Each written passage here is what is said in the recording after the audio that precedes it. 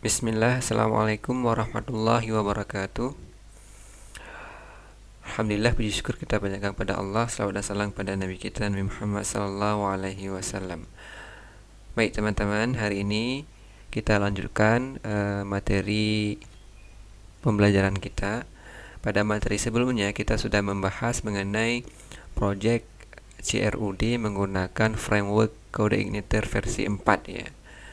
Di mana framework Codeignitor versi 4 ini adalah framework Codeignitor keluaran terbaru. Nah, pada kesempatan kali ini kita akan membahas lanjutan dari materi kemarin. Kalau materi kemarin kita bikin project CRUD. Kalau pada materi ini kita akan membahas mengenai pembuatan project REST API ya, pembuatan project REST API. Nah, pembuatan project REST API ini akan kita bahas untuk modul CRUD juga ya, seperti project sebelumnya. Hanya saja modul yang kita buat ini sebatas untuk REST API-nya saja ya. Jadi tidak kita bikin lengkap dengan seperti pada project sebelumnya. Ini kita cuma membuat sebuah REST API-nya saja, yang mana REST API itu nanti bisa digunakan oleh klien ya, yang memerlukan akses ke REST API punya kita.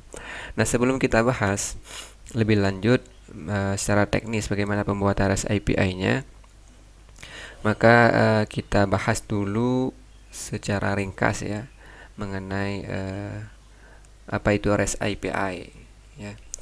Nah,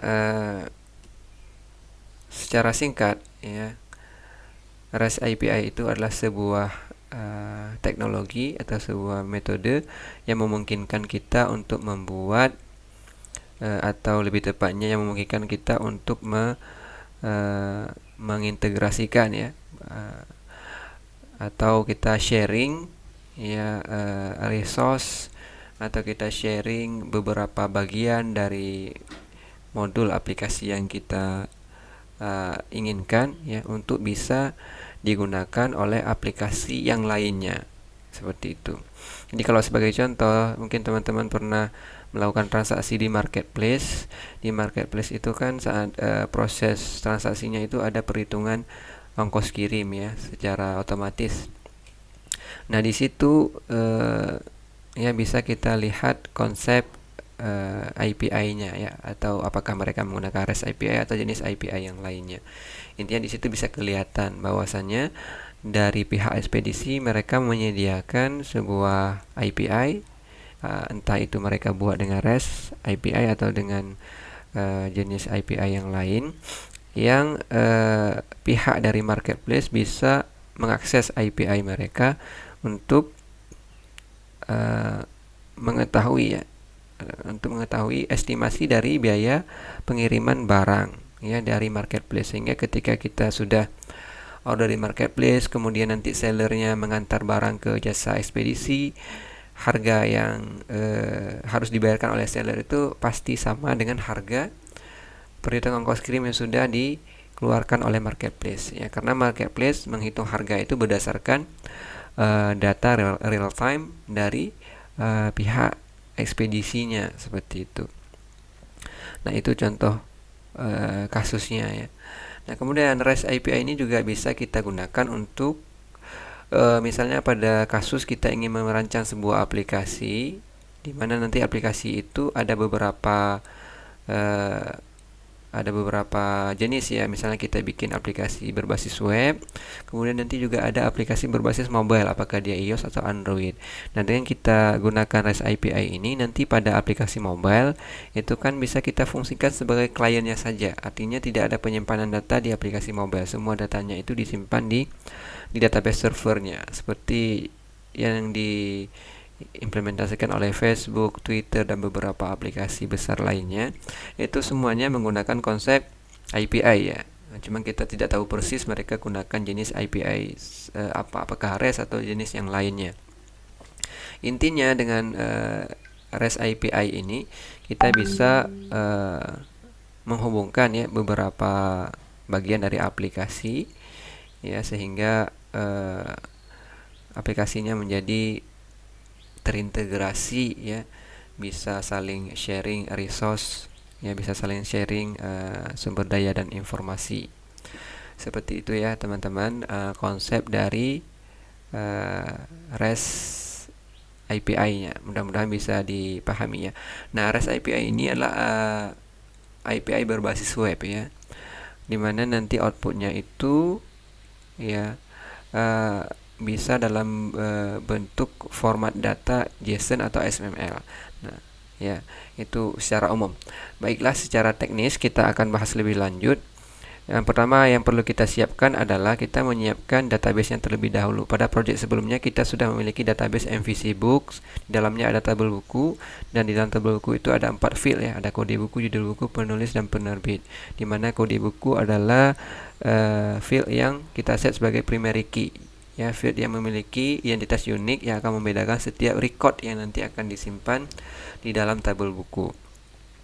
Jadi nanti proses seleksi data, update data, hapus data itu semua berdasarkan field kode buku, ya, karena kode buku ini field yang akan membedakan setiap record di dalam tabel DB buku. Sama halnya seperti identitas NIM, ya, pada data mahasiswa. NIM kan tidak ada yang sama, maka untuk proses edit data mahasiswa, hapus dan seterusnya itu menggunakan atribut NIM tadi, gitu ya. Kalau di tabel ini sebagai contoh, ini menggunakan kode buku, ya, sebagai primary key. Nah, ini teman-teman struktur directory dari framework C Codeignator versi 4. Ini saya download langsung dari situsnya. Nah, untuk bagi teman-teman, ini saya gunakan framework versi 4.03. Teman-teman nanti silahkan download dari situsnya langsung. Untuk instalasi, teman-teman bisa melihat video saya sebelumnya tentang project CRUD menggunakan framework Codeignator. Di situ ada saya jelaskan mengenai instalasi framework Codeignator. Instalasinya itu bisa instalasi manual seperti framework Codeignator versi 3, atau bisa juga instalasi menggunakan Composer, atau bisa juga menggunakan Gclone, ya. Jadi ada beberapa mekanisme, silahkan nanti dicoba dan dipelajari masing-masing, ya. Mudahnya melakukan instalasi menggunakan cara apa. Nah, ini kebetulan framework coordinatornya saya ubah foldernya menjadi ci4_crud. Jadi makanya seperti ini, ya, tampilannya. Nanti teman-teman silahkan sesuaikan, ya. Kemudian tahapan pertama, ya, tahapan pertama yang perlu kita lakukan, ya, untuk memulai project REST API kita menggunakan Codeignator 4, yaitu kita perlu melakukan konfigurasi database terlebih dahulu. Jadi dari framework Codeignator versi 4 ini kita atur koneksi ke database MySQL-nya terlebih dahulu, ya. Nah, pengaturan koneksi ini ada di folder config file database.php. Nah, di sini ada hostname, ya, username, password, dan database-nya. Nah, database kita di sini kan pakai MVC Book, ya, tadi sudah saya tunjukkan. Maka di sini di database diisi dengan MVC Book. Untuk username-nya di full root, password-nya tidak ada, ya. Karena saya tidak merubah password default dari database sehingga tidak perlu diisi. Kalau teman-teman silahkan sesuaikan lagi nanti, ya. Kalau misalnya menggunakan password, silahkan atur passwordnya.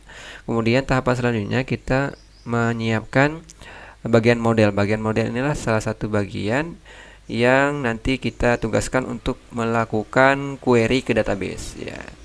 Jadi kita siapkan bagian model di sini. Kebetulan sudah saya siapkan sebuah file dengan nama book model. File inilah file yang kita buat pada project CRUD framework coordinator sebelumnya. Jadi ini file model ini tidak ada perubahan, ya, masih sama seperti project sebelumnya. Silakan teman-teman nanti lihat lebih lanjut, ya, penjelasannya pada project sebelumnya. Jadi file books_model ini, ya, berisi fungsi-fungsi atau metode-metode untuk melakukan query ke database. Yang pertama di sini ada penggunaan namespace, ya, karena di versi CI4 atau Codeignator versi 4 ini sudah menggunakan namespace, ya. Ini baris 2 dan ketiga, ya, standar harus kita tuliskan setiap kita membuat file model. Kemudian kita buat kelas dengan nama books model underscore model. Kelas ini harus sama dengan nama filenya, ya, dimana kelas ini merupakan turunan dari kelas model yang disediakan oleh framework coordinator. Kemudian di dalam file ini ada beberapa metode yang kita tugaskan untuk melakukan query ke database, ya. Yang pertama di sini ada metode getBook, ya. Nah, di atasnya itu ada property table. Property table ini kita gunakan, ya, untuk kita menyimpan nama tabel yang akan kita kelola, gitu ya. Kenapa dibuat dalam property? Agar nanti di semua metodenya kita nggak perlu lagi tulis nama tabelnya satu-satu. Jadi kita tulis di dalam sebuah property.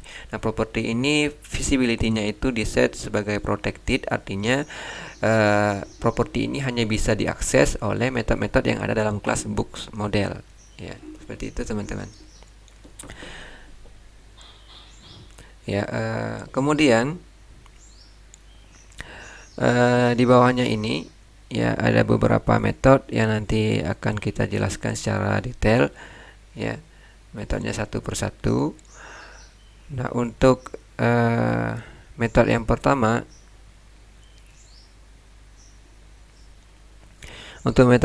ini kita kasih nama dengan metode getBook, ya. Nah, metode ini memiliki sebuah parameter, ya. Parameternya kebetulan diberi nama kode buku dan dikasih nilai defaultnya false, ya. Artinya ketika metode ini dipanggil nanti dan parameternya tidak dikirim nilai parameternya, maka nilai parameter dari kode buku ini adalah false, ya. Kemudian di dalam metode ini ada sebuah fungsi kondisi, ya, fungsi kondisi untuk mengecek if, ya, apakah parameter kode buku itu nilainya false. Kalau misalnya nilainya false, ya, atau nanti ketika metode getBook itu dipanggil dan nilai untuk parameter kode buku tidak dideklarasikan saat metodenya dipanggil, maka otomatis kondisi if ini nilainya true, ya. Nah, sehingga ketika nilainya true, ya, maka akan dijalankan perintah return this, ya, find all, ya, return this find all. Artinya dia akan menjalankan perintah find all. Find all ini adalah salah satu metode yang disediakan oleh kelas model pada framework coordinator. Ini lebih tepatnya kita sebut seperti built-in method, ya, yang disediakan oleh framework coordinator untuk memudahkan kita melakukan query ke database. Jadi untuk memperingkas query sebenarnya. Ini kalau kita terjemahkan find all ini artinya select bintang from TB buku. Jadi dia akan menampilkan semua data dari TB buku, ya. Itu maksudnya find all, ya. Nanti teman-teman boleh baca lebih lengkap lagi di dokumentasi CI-nya. Ya, silahkan dicek di web www.coordinator.com. Kemudian jika nilai dari argumen kode buku itu dikirim, ya, maka akan dijalankan perintah yang ada dalam blok else-nya, yaitu this get where kode buku, ya, sama dengan kurung siku kode buku. Ini artinya kalau misalnya nilai dari parameter kode buku dideklarasikan saat metode getBook dipanggil, maka dia akan menjalankan fungsi getWhere. GetWhere ini maksudnya perintah, ya, kalau kita terjemahkan select bintang from tabel buku where kode buku sama dengan nilai kode buku yang dideklarasikan atau yang dikirim saat metode getBook dipanggil. Jadi kalau yang bagian blok S ini dia akan menampilkan hanya data buku yang spesifik, ya, berdasarkan kode bukunya apa, gitu. Jadi metode getBook ini sengaja dibuat kondisi seperti ini supaya lebih efisien, ya, ketimbang kita bikin dua metode, satu metode untuk menampilkan seluruh data dari tabel buku, satu metode lagi untuk menampilkan data spesifik, ya, dari kode buku tertentu, seperti itu, teman-teman. Ya, kalau kita lihat ini kode buku kan dia primary key. Jadi untuk menampilkan detail dari buku tertentu maka kita harus buat kondisi berdasarkan kolom kode buku, gitu. Ya, yang berdasarkan kolom kode buku karena kode bukunya primary key, ya.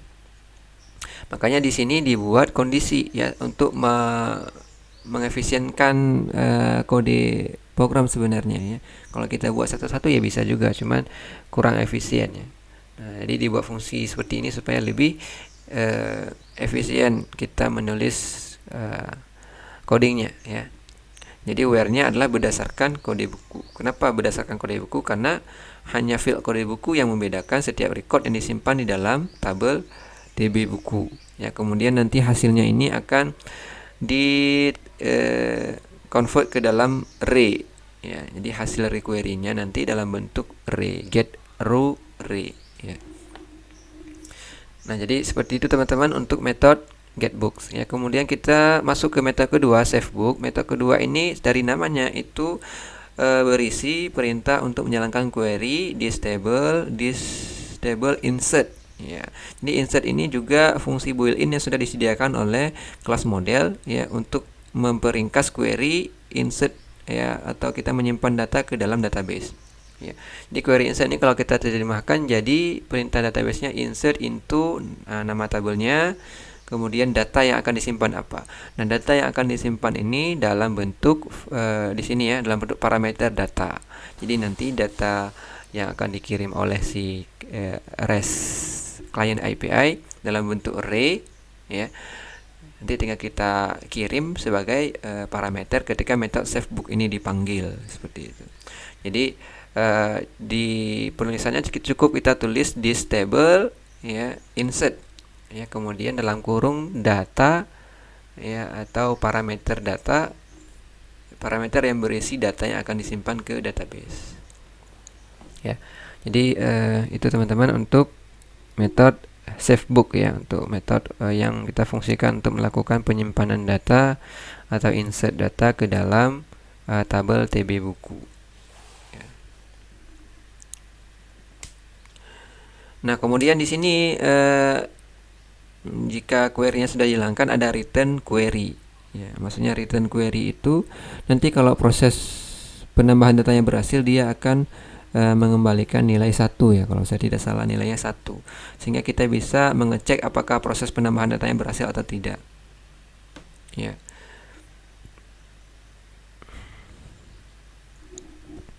Nah, jadi nanti untuk lebih lengkapnya teman-teman silakan lihat ya built-in method ya atau apa ya, kalau di CI versi 3 itu namanya active record ya. Jadi ada fungsi-fungsi yang sudah disediakan oleh framework code editor yang bisa kita pakai untuk memperingkas query ke database ya. Seperti di sini find all ya. Kemudian get where, kemudian insert. Nah, ini adalah kumpulan query-query yang kumpulan perintah-perintah atau metode-metode yang sudah dibuatkan oleh framework code editor-nya. Ya, jadi dengan seperti ini kita bisa menghemat penulisan query.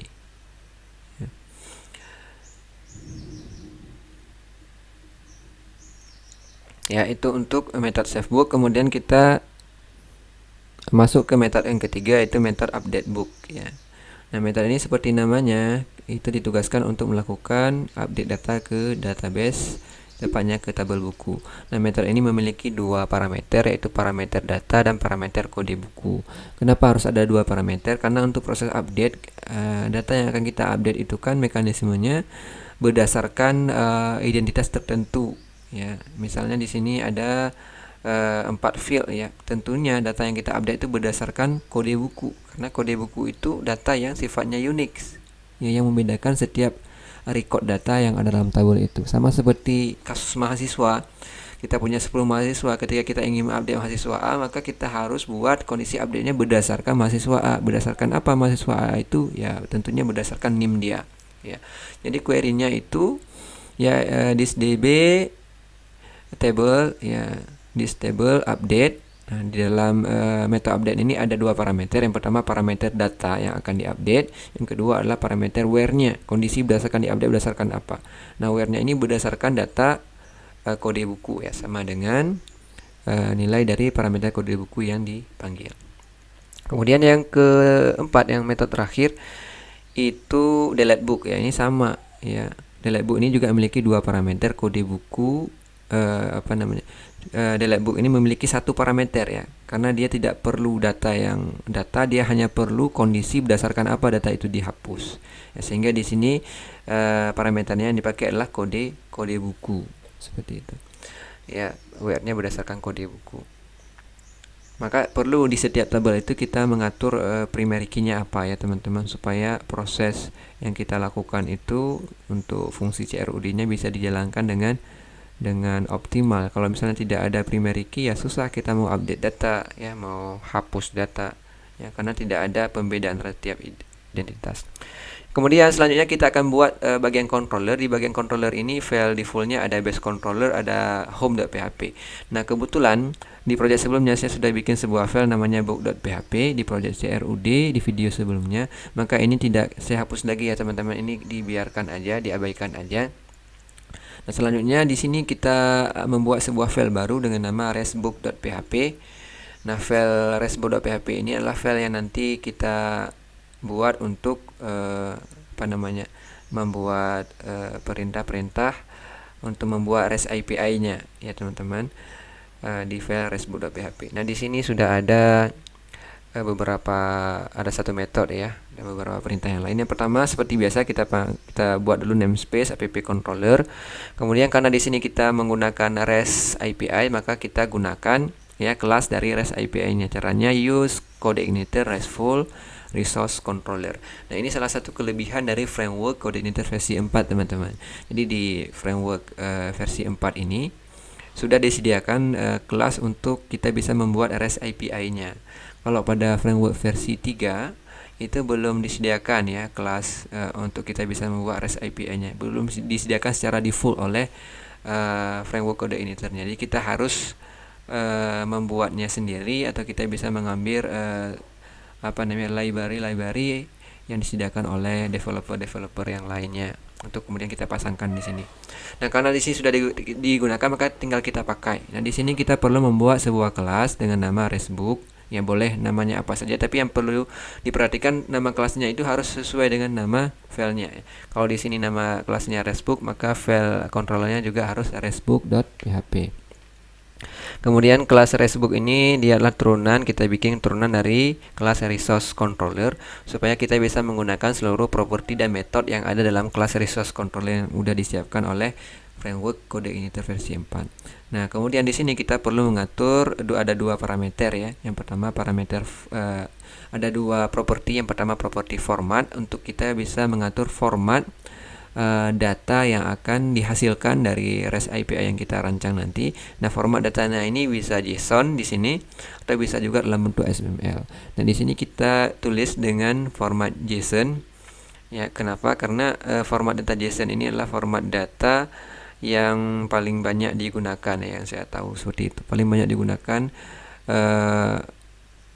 saat ini ya dibandingkan dengan format data yang lain seperti XML. Maka kita gunakan format ini. Pertimbangannya nanti mungkin REST client API-nya yang akan mengakses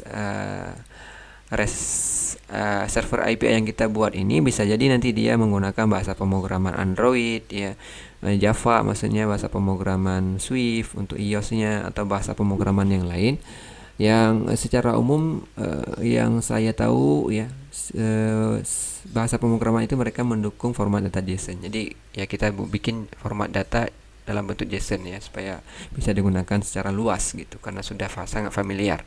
Kemudian selanjutnya kita bikin properti dengan nama model name. Ini untuk kita deklarasikan alamat dari file model yang sudah kita buat pada tahapan sebelumnya, yaitu app model /books model. Kemudian di sini ada method index. Nah, method index ini adalah salah satu metode yang dia punya karakteristik di mana nanti ketika controller RESTbook ini diakses, dia akan dijalankan secara otomatis. Itu beda method index dengan metode yang kita buat secara manual. Jadi method index itu kalau kita bikin dengan nama method index, maka dia akan dijalankan secara otomatis saat controllernya itu diakses via URL. Ya, itu seperti itu teman-teman. Kemudian di sini ada di dalam method index ini ada perintah yaitu this respond. Ya, respond ini metode ya, fungsi yang disediakan oleh kelas resource controller REST API yang disediakan oleh framework codeIgniter 4 untuk mengenerate output dari untuk mengenerate output dari query ini, this model find all ya. Nah, jadi kita tinggal pakai aja ya respon, kemudian di dalam kurung ini ada perintah this model find all. Ini maksudnya perintah ini ya untuk menampilkan semua data dari tabel TB buku ya. Karena di sini kita di file books model itu kan kita sudah deklarasikan nama tabelnya tadi itu TB buku. Nah, ketika perintah this model find all dijalankan, maka dia akan menghasilkan query select bintang from tabel TB buku, sehingga seluruh data dari tabel TB buku akan ditampilkan. Kemudian koma 200. Nah, 200 ini adalah kode dari HTTP responnya.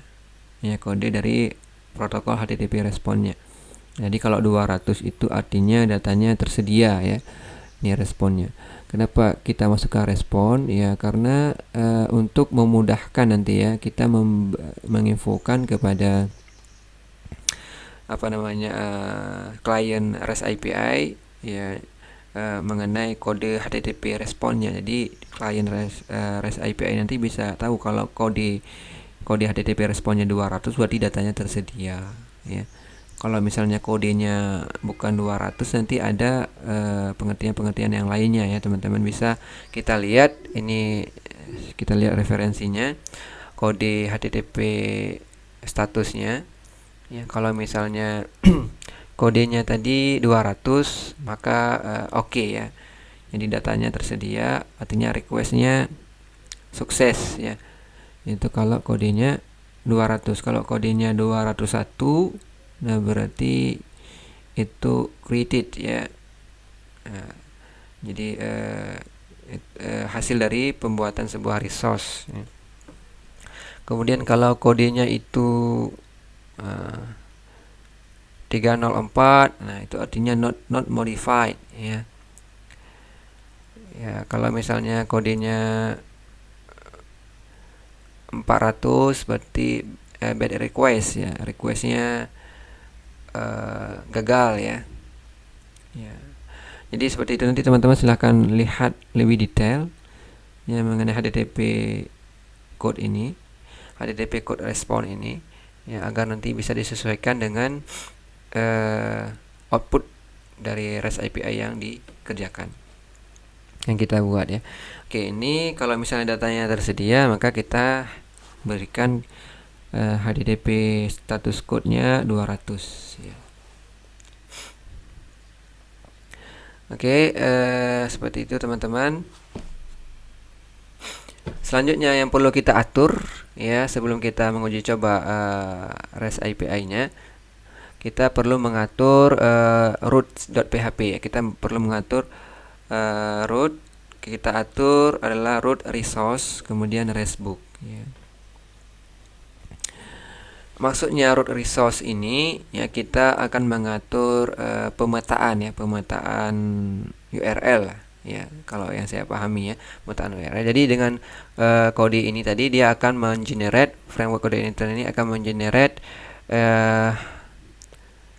URL seperti ini ya. Ada RESTbook new itu untuk penambahan data, kemudian RESTbook itu untuk view data ya. RESTbook slash ada segmen, misalnya nanti slash kode bukunya A001 itu untuk menampilkan detail dari kode buku ya. Kemudian ada RESTbook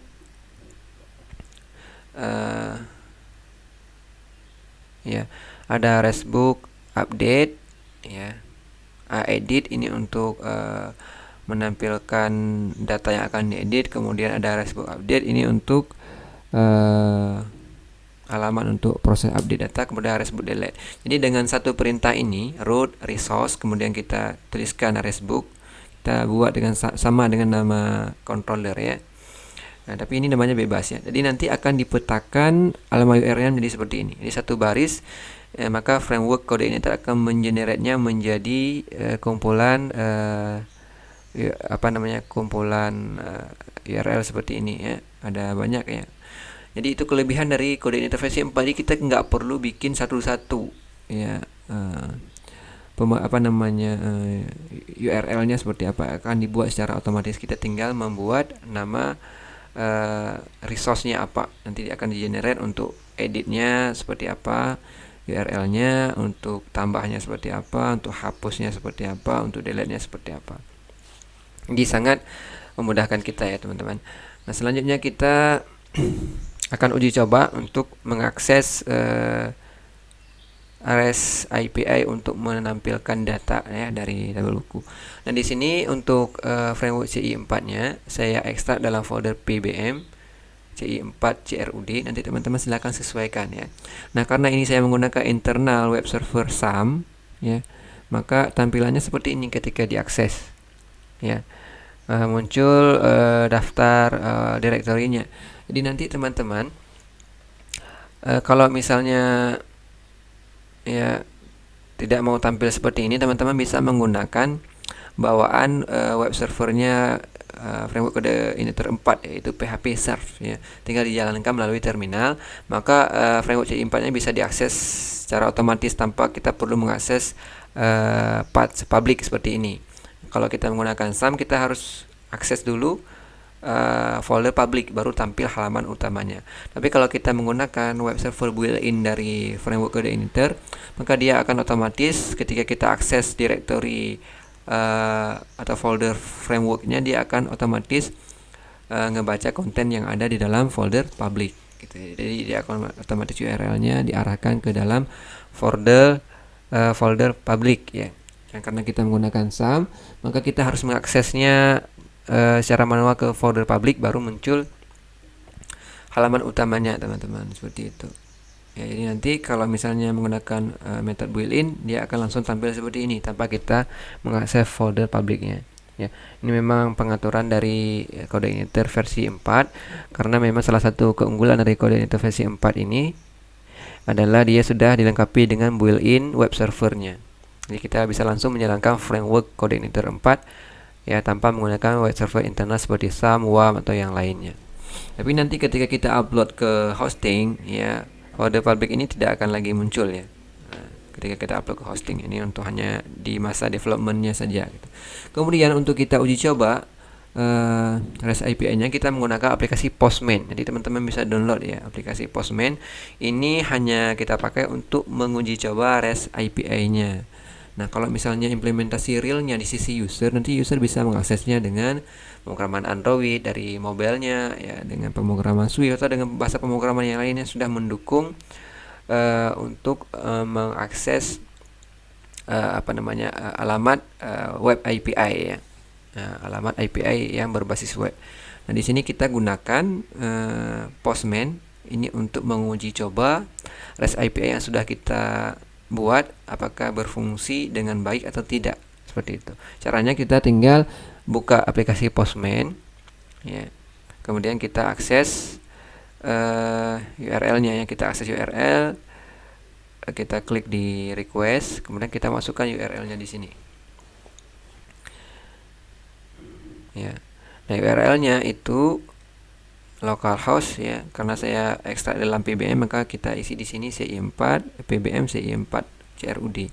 Kemudian untuk aksesnya RESTbook ya, karena tadi kita sudah atur alamat endpoint API-nya itu RESTbook teman-teman, seperti itu ya. Sorry, ini ada kesalahan ya, pengisiannya bukan di sini, ini untuk request nama di sini ya. Di sini kita isi CI4 ya, RESTbook index. Oke, kita coba klik send. Nah, ini status kodenya 501. Ini ada kesalahan ya. Berarti di sini yang perlu kita ubah, indeksnya nggak perlu kita tulis ya. Oke, indeksnya kita buang. Nah, seperti ini teman-teman. Ini kita akses untuk alamat REST API untuk menampilkan seluruh data, untuk mengakses seluruh data RESTbook ya. Tampil ya di sini ada dua data. Ada data kode buku A001, ada kode buku A005.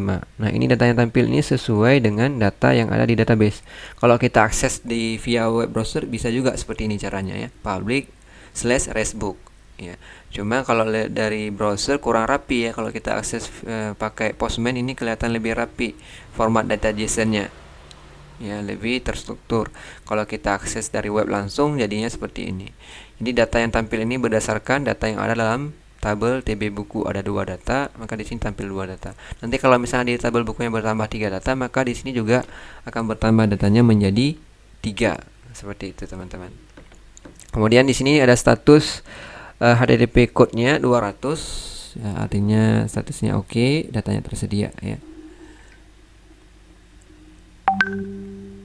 Nah, ini kalau kita berikan slash yang lainnya alamat URL-nya, maka outputnya adalah 501 ya, not implemented, artinya nama metode atau parameter URL-nya tidak diimplementasi, tidak dikenali ya di REST API servernya ya. Dikenali hanya RESTbook dan beberapa parameter yang lain yang sudah di generate dari framework coordinator yang sudah kita set tadi di bagian root-nya. Ini ya, ada edit, update, delete ya, ada create atau new, seperti itu, teman-teman. Itu untuk metode untuk menampilkan data, semua data. Selanjutnya kita lanjutkan, kita bikin metode baru dengan nama show. Kemudian metode ini kita kasih parameter dengan nama ID ya, argumen ya dengan nama ID. Kemudian argumennya ini kita kasih nilai 0 ya, karena memang seperti itu ya aturan dalam pembuatan metode di REST API-nya. Harus kalau ada sebuah argumen harus kita set nilai defaultnya 0 ya. Kemudian kita akan memanggil ya oh iya, kita tes dulu ya apakah parameter ID ini isinya apa ya. Kita tes dulu parameter ID ya, coba ya kita ambil show AV55. Ini untuk kode buku ya, AV55 itu kode buku. Nah, di sini parameter ID-nya berisi nama metode ya. Seharusnya bukan nama metode, tapi berisi parameter dari argumen yang dipakai oleh metode show ya. Ini kenapa seperti ini?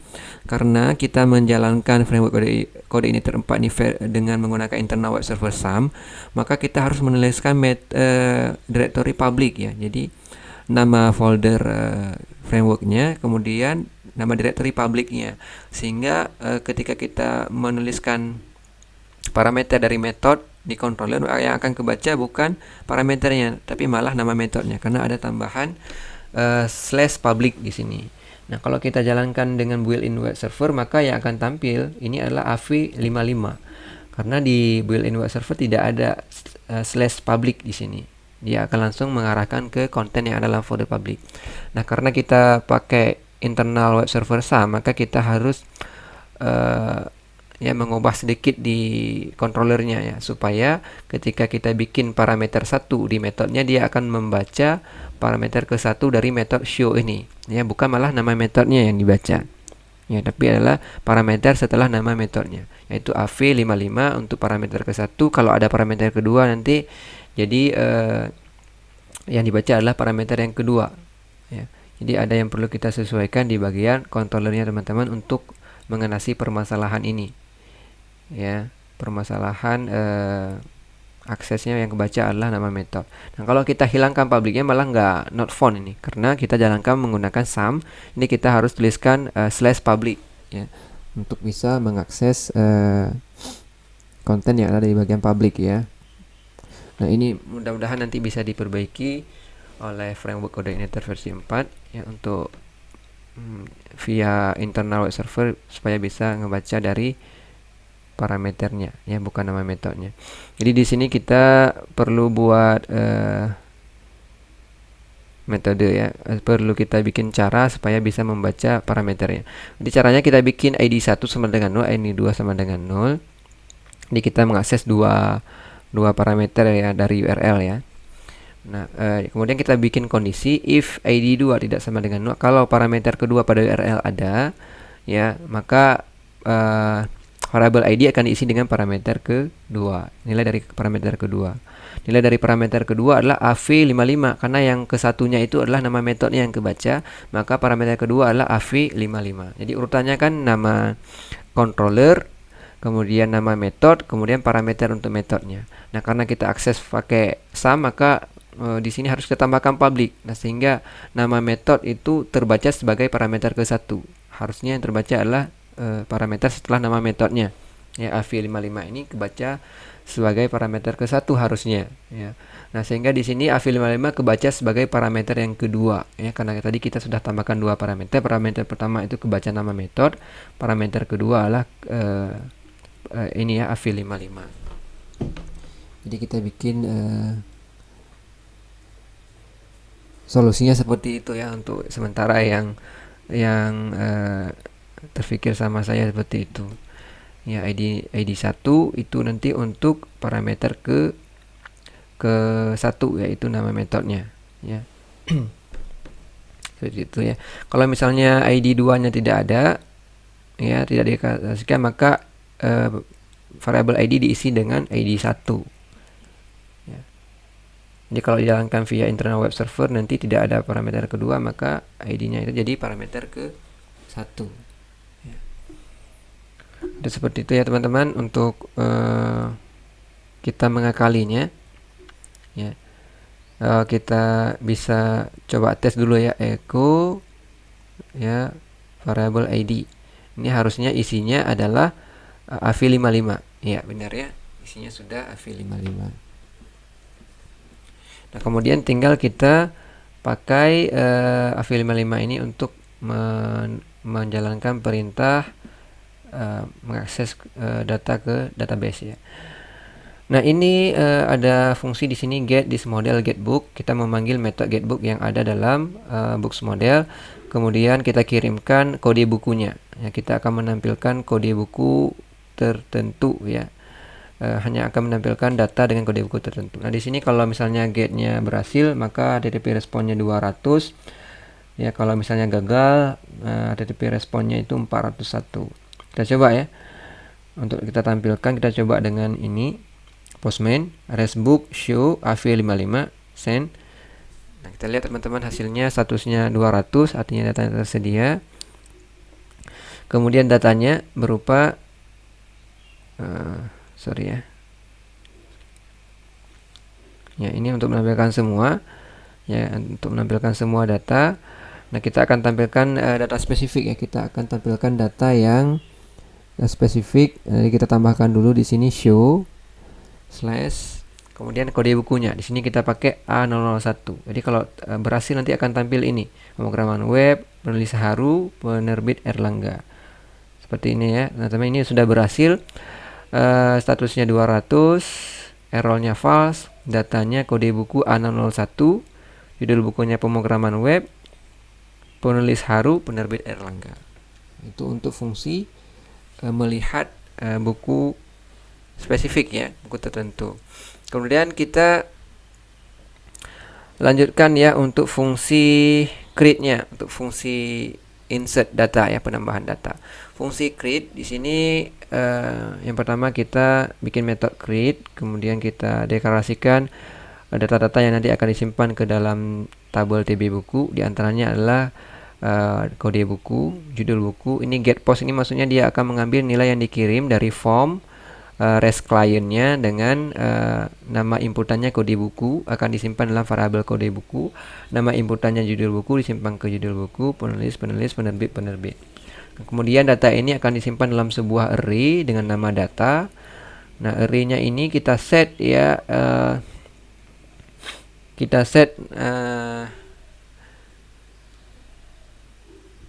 array-nya kita set sesuai dengan database, ya. Jadi ada indeks array-nya, kode buku, isi data yang akan disimpan adalah value-nya berdasarkan dari kode buku yang dikirim dari REST client-nya, judul buku, penulis, penerbit.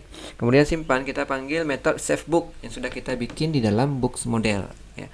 Kalau misalnya proses query-nya berhasil, maka akan tampil created successful, respon kodenya 200, ya, respon kodenya 200, ya.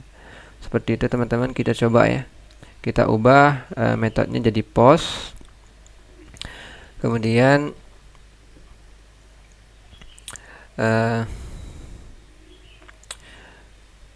kita bikin yang baru aja ya, kita nggak ganggu yang get. Kita bikin tab baru, kita bikin post, kemudian kita bikin nama inputannya. Nama inputannya harus sesuai dengan nama inputan yang kita atur di REST API-nya, berarti kode buku. Jadi nanti user yang menggunakan REST API ini harus mengirim data ya dalam bentuk form dengan nama inputan kode buku gitu. Kemudian yang kedua ada judul buku. Sini nama inputannya judul buku. Yang ketiga ada penulis. Kita tulis penulis. Yang keempat ada penerbit. Kemudian value-nya kita isi. Kita contohkan misalnya untuk kode bukunya A003 ya. Kemudian judul bukunya pemrograman visual ya, pemrograman visual C. Kemudian untuk penerbit kita isi misalnya Saiful ya. Kemudian untuk penulis Saiful, kemudian untuk penerbit kita isi dengan Jascob ya. Oke, kemudian alamatnya, alamat pemrosesannya restbook slash ya. Ini berarti slashnya create ya. Ya, slash create. Oke, sudah. Kode buku, judul buku, penulis, penerbit, restbook create, sudah. Coba kita tes ya. Kita tes. Status kodenya 200, message ya created successful. Berarti ini dari responnya data sudah berhasil ditambah. Sekarang coba kita cek ya. Kita panggil alamat URL untuk menampilkan semua datanya. Kita lihat. Oke, sudah masuk ya. Ya, A003 pemrograman visual C, penulis Saiful, penerbit Jascom. Nah, itu berarti sudah berhasil ya teman-teman. Kita lihat di database datanya juga sudah masuk. Ya, pemrograman visual C. Ya, kita sudah berhasil membuat fungsi untuk ya create ya, untuk menyimpan data. Selanjutnya kita lanjutkan fungsi untuk update ya. Nah, untuk proses update kita bikin yang pertama kita tulis nama metodenya update. Kemudian di sini sama ya seperti proses get detail buku tadi, kita bikin skenario ada ID 1, ID 2 untuk mengatasi masalah URL tadi yang salah membaca parameter, harusnya dibaca parameter tapi kebaca data metode ya. Oke, seperti ini. Kemudian untuk proses update kita hanya memerlukan 3 inputan ya, judul buku, penulis, dan penerbit ya. Kemudian datanya kita simpan ke dalam sebuah array. Untuk kode bukunya kita nggak pakai ya, karena dia primary key, jadi nggak kita update. Kemudian metodenya adalah metode update book ya. Ya, metode yang sudah kita tentukan tadi di bagian model untuk proses query update data ke tabel DB buku.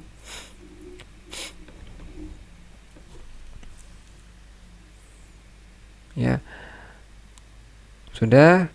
Kemudian kita kirimkan ya ID-nya. Nah, ID itu kan nanti berdasarkan kode buku. Jadi data diupdate berdasarkan kode buku yang dikirim via URL ya. Nah, jadi update-nya berdasarkan kode buku. Ya, kemudian kalau misalnya update-nya itu berhasil ya, if update ya, kita akan tampilkan pesan message update successful ya. Kita coba ya teman-teman.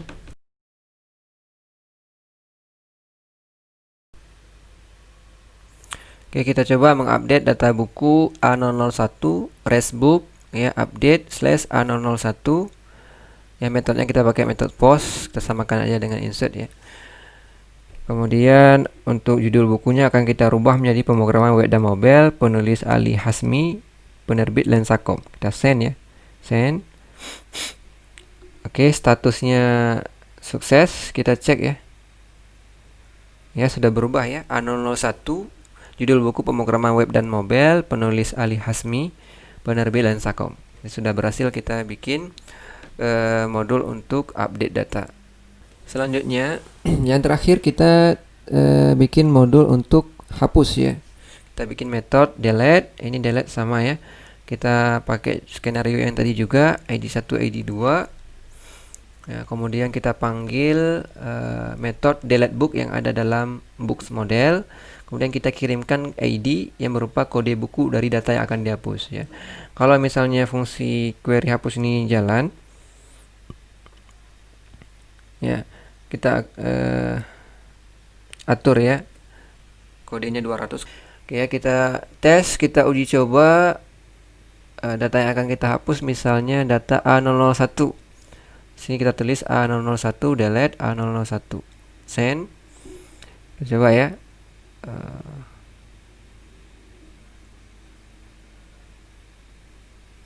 Nah, sorry, ini ada kesalahan ya.